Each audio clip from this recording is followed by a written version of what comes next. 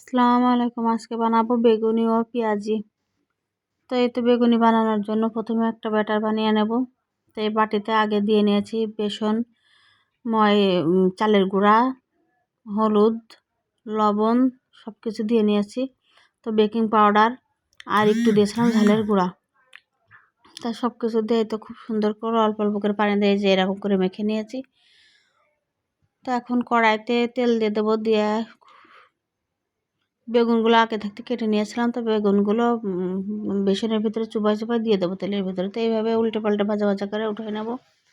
তা বেগুনগুলো হয়ে গেলে কিছু পেঁয়াজি বানাবো।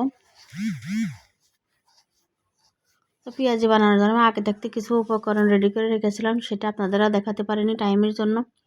তো এই তো এখানে পেঁয়াজ, আলু, গাজর সব কিছু একসাথে কুচি করে নিয়েছিলাম। নিয়ে বেসন দিয়েও ময়দা চালের গুঁড়ো দিয়ে খুব সুন্দর করে মাখিয়ে নিয়েছিলাম। হলুদ, লবণ সাথে কিছু জিরা দিয়ে গুঁড়ো দিয়েছিলাম, দিয়ে মাখিয়ে নিয়ে তো এগুলো এখন তেলে এভাবে ভেজে নেব।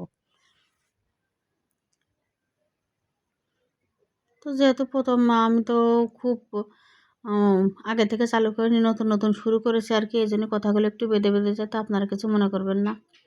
দুই একবার ভয়েস দেওয়ার পরে মানে সব চেষ্টা করে করে ভয়েসটা দিতে হয়, তাই একটু বেঁধে যায়। তা কিছু মনে করবেন না। তো আমার পেঁয়াজিগুলো কমপ্লিট।